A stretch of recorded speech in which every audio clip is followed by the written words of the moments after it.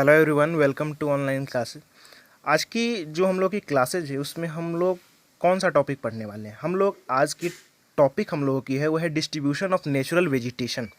इस टॉपिक को शुरू करें उससे पहले प्रीवियस क्लासेज में हम लोगों ने क्या पढ़ा था उसे ज़रा रिकॉल कर लेते हैं। आप लोग को अगर याद हो तो हमने natural vegetation and wild life जो क्लास 8 ज्योग्राफी का चैप्टर 3 है उसे शुरू कर लिया था और कुछ बातों को डिस्कस किया था। क्या क्या डिस्कस किया था तो रिकॉल करते हुए चलिएगा। वेजिटेशन के बारे में पढ़ा था, वेजिटेशन क्या होती है। वाइल्ड लाइफ के बारे में पढ़ा था। उसके अलावा बायोस्फीयर पढ़ा था। वो मतलब एक ऐसी नैरो जोन होती है जहाँ पे जितनी भी लिविंग थिंग्स है वो क्या होती है, एग्जिस्ट करती है। उसे हम बोलते हैं the zone where all the three sphere interact and life is form, that is called biosphere. इसके अलावा मैंने आपको बताया था कि क्या इंपॉर्टेंस है वेजिटेशन एंड वाइल्ड लाइफ की, तो वो भी मैंने बताया था कि वेजिटेशन एंड वाइल्ड लाइफ की बहुत इंपॉर्टेंस है हमारे लाइफ में। प्लांट्स हमें बहुत सारी चीज़ें प्रोवाइड करती है, जैसे क्या क्या होती है, जैसे टिम्बर प्रोवाइड करती है, हम उसके अलावा एनिमल्स के लिए शेल्टर प्रोवाइड करती है, ऑक्सीजन देती है और भी बहुत सारी चीज़ें देती है। वाइल्ड लाइफ के बारे में हमने पढ़ा था कि वाइल्ड लाइफ हमें क्या क्या देती है, जैसे मिल्क प्रोवाइड करती है, मीट प्रोवाइड करती है, हाइड्स प्रोवाइड करती है और भी वूल कह सकते हैं प्रोवाइड करती है और भी बहुत सारी चीज़ें हमें क्या करती है, प्रोवाइड करती है। इसके अलावा ये हमें क्या करती है, पॉलिनेशन जो होती है, पॉलिनेशन में हेल्प करती है और डिकम्पोजर्स का काम करती है। वो सारी बातों को हमने, पॉलिनेशन क्या होता है वो भी मैंने आपको बताया था और डिकम्पोजर्स क्या होता है वो भी मैंने आपको बताया था। अगर इन सब जितनी भी टॉपिक है अगर डाउट हो आपको तो आप पूछ सकते हैं डायरेक्ट कि सर मुझे ये क्लियर नहीं हुआ है, आप इसे मुझे समझा दीजिए। मैं आपको एक एक टॉपिक को अच्छे से समझा दूंगा, अच्छे से आपको सारा डाउट्स क्लियर कर दूंगा अगर आपको डाउट्स हो तो आज की जो हम लोग के क्या है टॉपिक कि नेचुरल वेजिटेशन को पहले हम पढ़ेंगे और उसके बाद हम वाइल्ड लाइफ शुरू करेंगे। तो जो डिस्ट्रीब्यूशन ऑफ नेचुरल वेजिटेशन की डिस्ट्रीब्यूशन कैसी है तो वो समझिएगा कि क्या है कि जो पहला पॉइंट हम लोगों का है, the growth of vegetation is mainly controlled by temperature and moisture. बिल्कुल सही बात है। जो वेजिटेशन कहाँ की कैसी होगी, कहाँ पर कैसी वेजिटेशन ग्रो करेगी, वो बेसिकली डिपेंड किस पे करती है, बेसिकली डिपेंड करती है नेचर पे कि टेम्परेचर कहाँ की कैसी होगी और वहाँ की मॉइस्चर कैसी होगी। इट मीन्स कि अगर हमारे इंडिया में ही बात किया जाए तो राजस्थान आप चले जाइए, तो राजस्थान की जो वेजिटेशन होगी, जो प्लांट्स होगी, क्या हमारे वहाँ यहाँ भी वही प्लांट्स होगी, इक्वल नहीं होगी ना। क्यों? क्योंकि वहाँ पर टेम्परेचर बहुत ज़्यादा है, वहाँ पर रेनफॉल बहुत कम होती है, तो वहाँ की जो वेजिटेशन होगी वो बहुत ही अलग होगी। कैसी होगी वेजिटेशन वहाँ की, तो वहाँ पर आपको देखिएगा ज़्यादातर जो कैक्टस मिलेंगी, ज़्यादातर बड़े बड़े पेड़ नहीं मिलेंगे आपको, जो रेन फॉरेस्ट होते हैं वो कम मिलेंगे।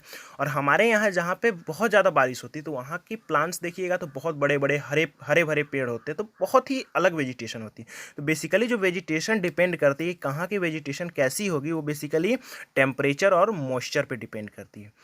तो नेक्स्ट है पॉइंट कि the major vegetation types of the world.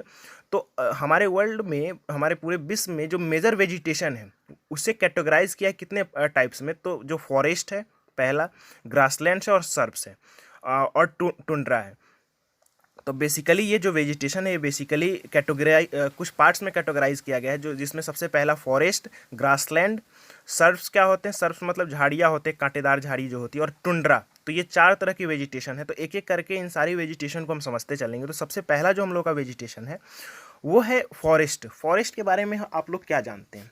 आप लोग बहुत अच्छे से जानते भी होंगे फॉरेस्ट क्या होता है, तो मैं भी बता देता हूँ कि फॉरेस्ट क्या होता है। Forest are the natural vegetation that covers the land surface. Forest are found in humid climates. Forest क्या होता है? एक नेचुरल वेजिटेशन होता है। फॉरेस्ट क्या होता है? एक नेचुरल वेजिटेशन होता है जो क्या करती है, हमारी पूरी लैंड की जितनी भी सरफेस एरिया है लैंड पर उसको कवर करती है।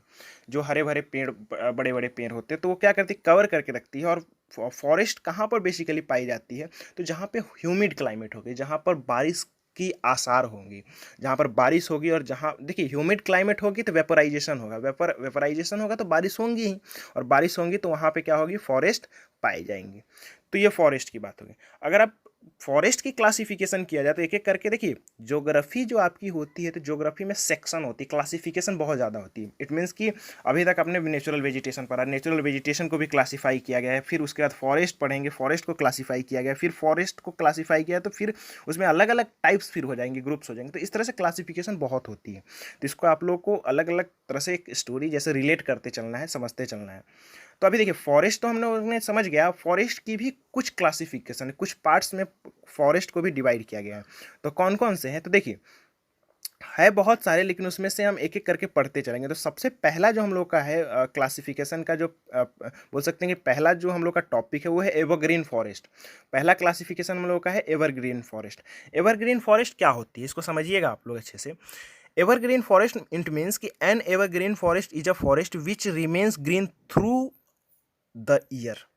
एवरग्रीन फॉरेस्ट वो फॉरेस्ट होती है जो सालों भर हरे भरे रहते हैं। एवरग्रीन नाम से ही आप लोगों को पता चल रहा होगा कि ऐसे फॉरेस्ट जो क्या होंगे, हरे भरे रहेंगे सालों भर, जो कभी भी क्या होते हैं ऐसे नहीं कि उसकी सीड्स पूरी गिर जाएगी और एकदम से सूखे जैसे लगने लगेंगे, जो होता है ना पतझड़ वाली। तो ये क्या रहते हैं, सालों भर हरे भरे रहते हैं, वो पेड़ क्या कहलाते हैं, एवरग्रीन फॉरेस्ट कहलाते हैं। और इसकी जो सीड होती है, इसकी बोल सकते हैं कि इनकी जो पत्ती होती है, इनकी पत्ती को बोल सकते हैं there is no particular season to shed their leaves. और ऐसा नहीं कि एक पार्टिकुलर सीजन होती है जिसमें सारे पेड़ की पत्ती एक ही बार गिर जाएंगी, ऐसा कोई पार्टिकुलर इनका सीजन नहीं होता है। इसमें क्या होती है एवरग्रीन फॉरेस्ट में कि कुछ पेड़ की पत्ती एक बार में गिरेंगी तो दूसरे पेड़ की पत्ती मतलब दूसरे पेड़ में पत्ती हरी भरी रहेंगी, फिर उसकी पत्ती आएंगी तो दूसरे पेड़ की गिरेंगी। तो इस तरह से हमेशा क्या होती है कि कुछ पेड़ हरे भरे रहेंगे, कुछ की पत्ती गिरेगी। तो इसलिए क्या रहते हैं, ये पेड़ हमेशा सालों भर हरे भरे रहते हैं और अपना कभी भी बोल सकते हैं एक जो डिसीडियस फॉरेस्ट होते हैं, जो एक बार में अपनी पत्ती गिराकर एक बोल सकते हैं जो पतझड़ वाली सिचुएशन हो जाती है, एकदम से पतझड़ जैसी लगने लगती है पूरी। तो ऐसा नहीं होता, ये हमेशा क्या रहते हैं, एवरग्रीन फॉरेस्ट रहते हैं, हमेशा हरे भरे पेड़ रहते हैं। तो अब देखिए इसकी भी क्लासिफिकेशन है। एवरग्रीन फॉरेस्ट को भी हम बेसिकली 4 पार्ट्स में, 4 ग्रुप्स में डिवाइड किए हुए हैं। कौन कौन से हैं, तो सबसे पहला है ट्रॉपिकल एवरग्रीन फॉरेस्ट है, टेम्परेट एवरग्रीन है, उसके बाद मेडिटेरेनियन है और कॉनिफेरस है। देखिए इन सारी बातों को आप क्लास 7 में पढ़ लिए हैं, तो आपको रिलेट करने में ज़्यादा मज़ा आने वाला है। तो देखिए सबसे पहला जो ट्रॉपिकल एवरग्रीन फॉरेस्ट है, कितनी कैटेगरी में डिवाइड किया गया है एवरग्रीन फॉरेस्ट को, तो basically there are divided into 4 groups. Tropical evergreen, temperate, Mediterranean, coniferous.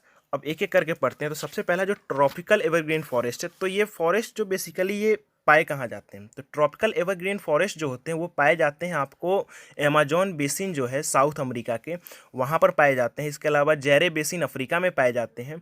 और एशियन कंट्रीज़ जैसे हैं, एशियन कंट्रीज़ में बहुत सारी कंट्रीज है, जैसे इंडोनेशिया हो गया, उसके अलावा मलेशिया हो गया, वियतनाम हो गया, न्यू गुइना हो गया। तो इन सारी पार्ट्स में जो होते फिलीपींस वगैरह में ट्रॉपिकल एवरग्रीन और ट्रॉपिकल एवरग्रीन फॉरेस्ट और रैन फॉरेस्ट पाए जाते हैं। ट्रॉपिकल एवरग्रीन फॉरेस्ट को ही रैन फॉरेस्ट भी बोला जाता है। और इसकी यहाँ पर पेड़ कैसी होती, तो यहाँ पर बेसिकली हार्डवुड पाए जाते हैं। हार्डवुड मतलब काफ़ी ज़्यादा हेवी हार्डवुड का, कि यहाँ पर काफ़ी ज़्यादा बारिश होती है, तो इसके कारण यहाँ पर पेड़ बड़े लंबे लंबे और एकदम हेवी पेड़ होते हैं, हार्डवुड पेड़ पाए जाते हैं, हार्डवुड ट्रीज होते हैं। जिसमें से जैसे महागौनी हो गया, इबोए हो गया, रबड़ हो गया, सिनकोना हो गया, रोजवुड हो गया, इन सारी यहाँ पर ऐसी पेड़ पाई जाती है, ये हार्डवुड ट्रीज यहाँ पर फाउंड की जाती है या पाई जाती है। नेक्स्ट है हमारा जो नेक्स्ट टेम्परेट एवरग्रीन फॉरेस्ट है। आप लोगों को ट्रॉपिकल एवरग्रीन फॉरेस्ट समझ में है। टेम्परेट एवरग्रीन फॉरेस्ट जो क्या होता है, ये पाया कहाँ जाता है, तो ये पाया जाता है बेसिकली टेम्परेट रीजन में, जहाँ पर थोड़ी वार्म मतलब बोल सकते हैं वार्म क्लाइमेट होती है, थोड़ी सी गर्म होती है। और टेम्परेट रीजन में, टेम्परेट रीजन आपको पता है, आप temperate region tropical region clear होना चाहिए। मैं आपको अगर पता होगा तो मैंने क्लास 7 में भी आपको बताया है कि जो हमारा अर्थ है, तो अर्थ के मिडिल में क्या होता है, इक्वेटर होता है, इक्वेटर से ऊपर ट्रॉपिक ऑफ कैंसर, तो वो वाली पार्ट होती है, वो ट्रॉपिकल रीजन कहलाती है। उससे ऊपर आप जाइएगा तो जो नेक्स्ट रीजन होती है टेम्परेट रीजन होती है, ठीक है। तो वो ये पेड़ जो होती है टेम्परेट एवरग्रीन फॉरेस्ट। तो ट्रॉपिकल एवरग्रीन फॉरेस्ट कहाँ पाई जाती है, तो जो इक्वेटर से लेकर ट्रॉपिक ऑफ कैंसर के बीच वाले पार्ट में, जो ये ट्रॉपिकल एवरग्रीन फॉरेस्ट हुआ। और उससे ऊपर जैसे ही जाइएगा तो आपको टेम्परेट एवरग्रीन फॉरेस्ट पाया जाता है। तो ये कहाँ कहाँ पाया जाता है, तो जैसे चाइना हो गया, जापान हो गया, यूएसए हो गया, साउथ ईस्टर्न ब्राज़ील हो गया, ऑस्ट्रेलिया होगा, इन सारे पार्ट्स में ये पेड़ पाए जाते हैं टेम्परेट एवरग्रीन फॉरेस्ट। और यहाँ पर ये जो पेड़ कौन कौन से पेड़ पाए जाते हैं, तो ओक हुआ, पाइन हो गया, मलबरी हुआ, बॉम्बू, बांस वगैरह जानते होंगे, वॉलनट हो गया, यूकेलिप्टस हो गया, और भी बहुत सारे यहाँ पर फॉरेस्ट पाए जाते हैं। ये सारी इंपॉर्टेंट फॉरेस्ट है। तो देखिए क्या क्या याद रखना है आप लोगों को कि कौन कौन से पेड़, ये पेड़ सब है वो कहाँ पाए जाते हैं। जैसे ट्रॉपिकल एवरग्रीन फॉरेस्ट है तो कहाँ पाए जाते हैं, और यहाँ कौन कौन से पेड़ पाए जाते हैं, ये बेसिकली जो बहुत इंपॉर्टेंट होता है, इसे आपको याद रखना है। जैसे टेम्परेट फॉरेस्ट कहाँ पाए जाते हैं, तो टेम्परेट फॉरेस्ट बेसिकली पाए जाते हैं वार्म टेम्परेचर, और कहाँ पर, चाइना, जापान, यूएसए वगैरह में। और कौन कौन से पेड़ पाए जाते हैं, तो बॉम्बू, पाइन, ओक, मलबरी, ये सारे पाए जाते हैं। तो आपको ये सारी बात को क्या करना है, याद रखना है। तो इतनी बातों को हमने डिस्कस किया। दो बची हुई जो आप लोगों का और ट्रीज़ है जो मेडिटेरेनियन और कॉनीफेरस है, तो उसे हम नेक्स्ट क्लासेज में डिस्कस कर लेंगे। देखिए थोड़ा थोड़ा करके पढ़ते चलना है, आप लोगों को क्लियर होना चाहिए। एक बार में सारा मैं बता दूंगा तो कंफ्यूज हो सकते हैं, इसलिए थोड़ा थोड़ा समझते चलिए। बाकी की बची हुई जो प्लांट्स हैं, बाकी की बची हुई जो पेड़ है, ट्रीज़ हैं, उनको हम नेक्स्ट क्लासेज में डील करेंगे, मेडिटेरेनियन और कॉनीफेरस को। आई होप यहाँ तक आप लोगों का क्लियर है। कोई डाउट्स होगा तो स्पेसिफिक पूछ सकते हैं हमसे कि क्या डाउट्स आपको है।